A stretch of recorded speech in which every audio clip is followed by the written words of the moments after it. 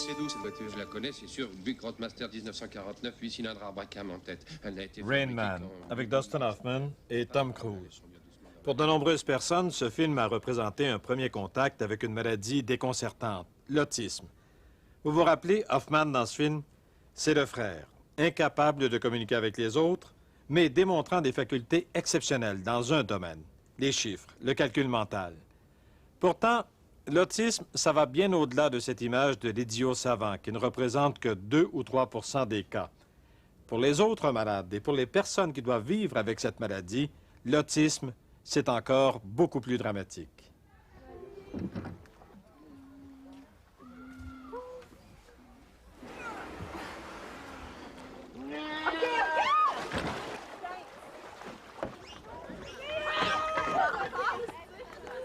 Au camp de vacances Émergot, près de Joliette, c'est l'heure de la bataille navale. Pourtant, sans l'intervention des moniteurs, le combat risquerait de tourner court. Un exemple frappant, l'attitude d'Isabelle, complètement indifférente à ce qui se passe. Pour les moniteurs, ce comportement n'a rien d'étonnant, puisqu'Isabelle, comme tous les jeunes vacanciers du camp, est autiste. D'ailleurs, ce manque d'intérêt pour les jeux de groupe illustre une caractéristique fondamentale de l'autisme, l'absence des relations sociales ou la difficulté à les établir. Certaines activités peuvent toutefois éveiller l'intérêt des jeunes autistes. C'est le cas des arts plastiques pour Isabelle. Elle y met beaucoup d'énergie, mais elle reste repliée sur elle-même. Isabelle? Isabelle? C'est quoi ton sport préféré?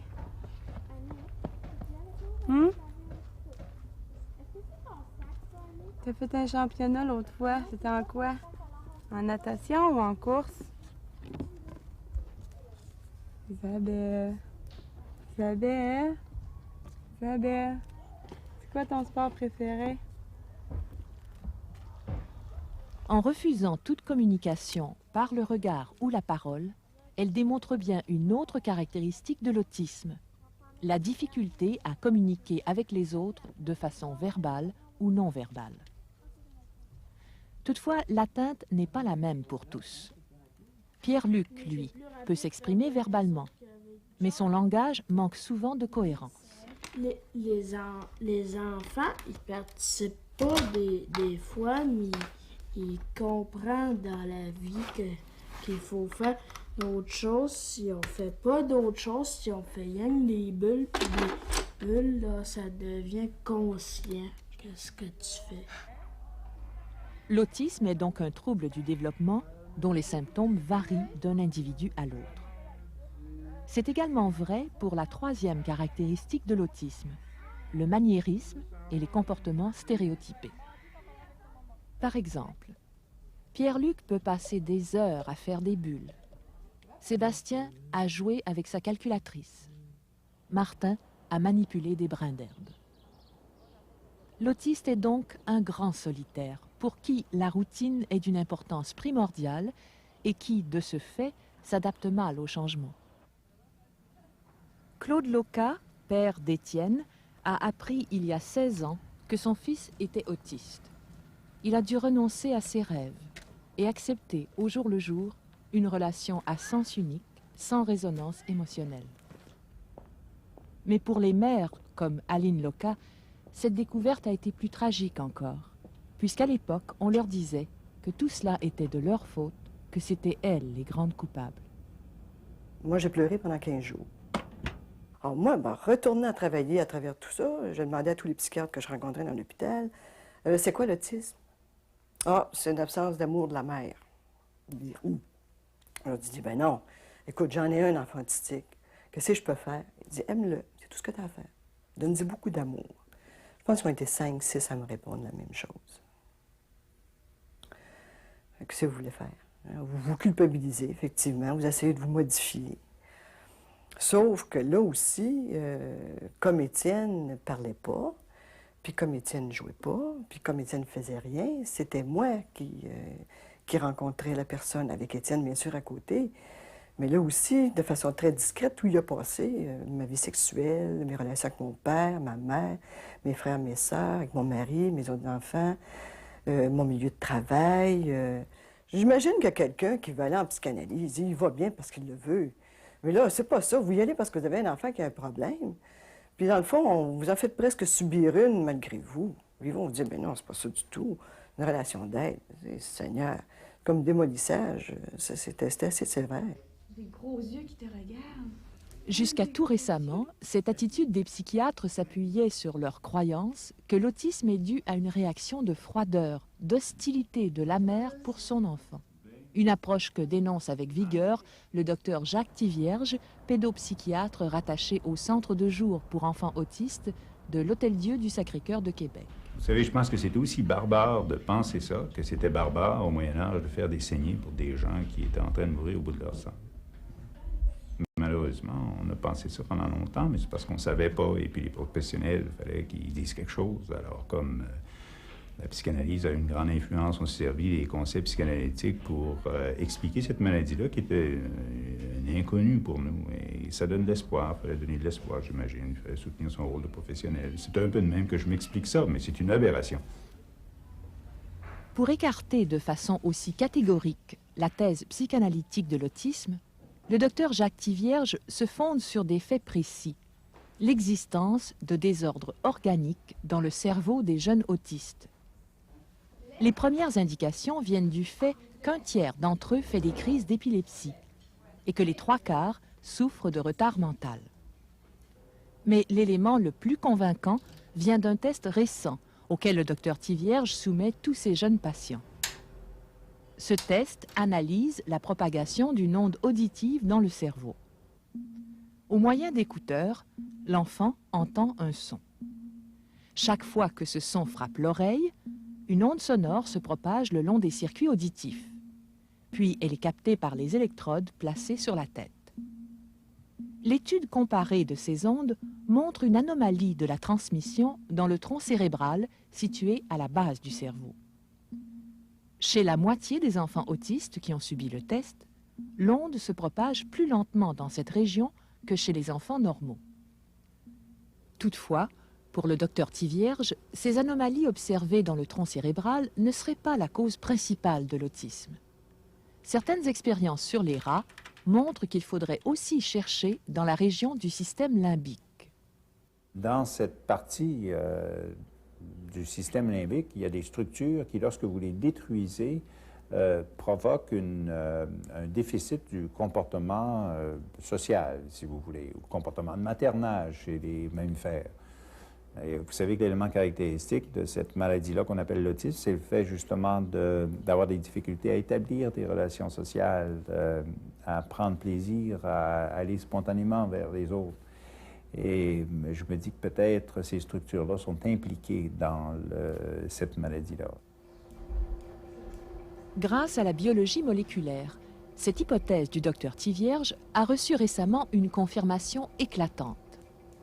Martin Godbout, neurobiologiste au Centre de recherche Robert Giffard à Québec, a trouvé dans la région limbique de 3 patients autistes 4 gènes qui ne s'expriment pas normalement. Regardez bien cette image. Au centre, on voit un de ces gènes anormaux, beaucoup moins visible que les gènes normaux situés de chaque côté. Cela signifie que ce gène, même s'il est présent, est beaucoup moins actif et crée un dérèglement dans le cerveau.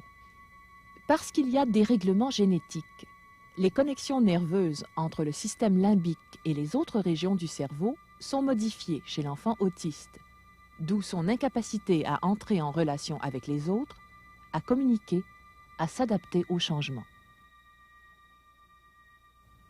La découverte de ces 4 gènes anormaux chez les autistes n'est qu'un début, puisqu'on soupçonne qu'une vingtaine de gènes seraient réellement impliqués. Et les trouver parmi les quelques 30 000 gènes qui contrôlent l'activité du cerveau n'est pas une mince affaire. Mais c'est un effort qui mérite d'être fait.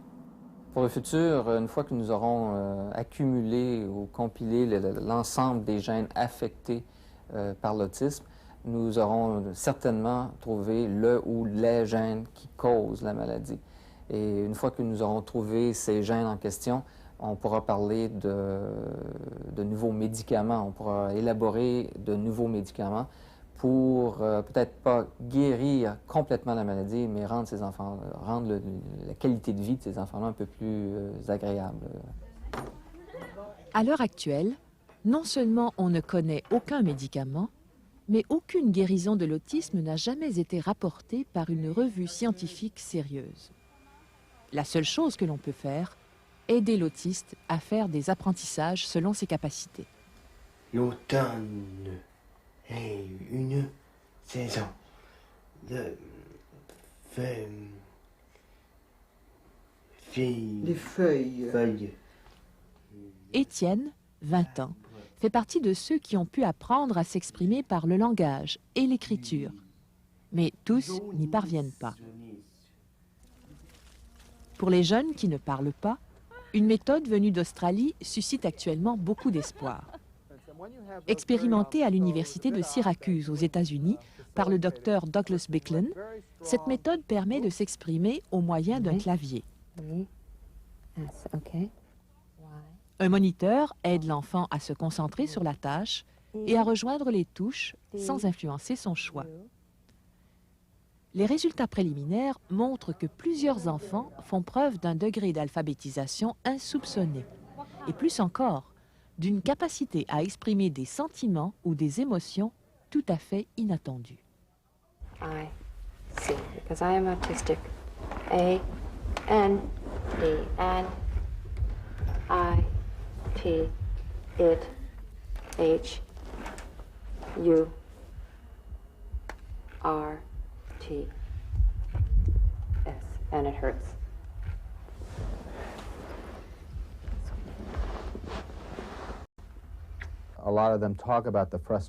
Plusieurs d'entre eux se plaignent d'être prisonniers dans un corps qui ne leur obéit pas. Presque tous disent qu'ils voudraient pouvoir parler.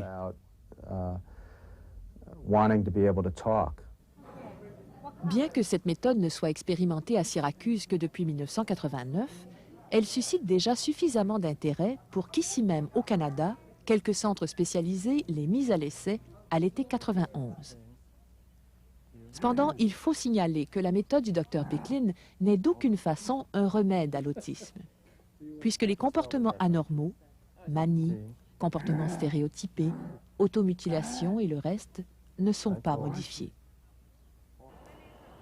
Au Québec, environ 65% des familles gardent leur enfant autiste à la maison plutôt que de le placer en institution. Pour ces parents, la tâche est rude, puisque tout apprentissage nécessite souvent des années de patience. Par exemple, à 17 ans, Martin ne peut encore se laver seul. Dans ces conditions, il n'est pas étonnant que les parents crient au secours et réclament des services qui leur permettent à l'occasion d'avoir un peu de répit. Chose certaine, les ressources offertes, qu'il s'agisse de camps d'été ou de fins de semaine organisées, sont actuellement nettement insuffisantes pour répondre aux besoins. Mais pour les parents, le problème le plus dramatique reste sans contredit l'avenir de leur enfant. Celui-ci, jusqu'à l'âge de 21 ans, peut fréquenter des écoles spécialisées, rattachées à une commission scolaire ou à un centre psychiatrique. Étienne Loca, 20 ans, est dans cette situation. Mais dès l'an prochain, il sera condamné à rester à la maison, car après 21 ans, l'enfant autiste n'a plus droit à l'école. Quant aux autres structures, foyers de groupe et ateliers protégés, elles ne sont pas adaptées à ses besoins. Mais à un moment donné, il va falloir trouver un milieu de vie à Étienne qui lui soit propre à lui, parce qu'on vieillit aussi. Mais c'est pas évident. On ne sait vraiment pas ce que nous réserve l'avenir. Et comme habituellement, les parents décèdent d'avoir les enfants, à qui va revenir la charge de s'occuper d'Étienne quand on ne sera plus là?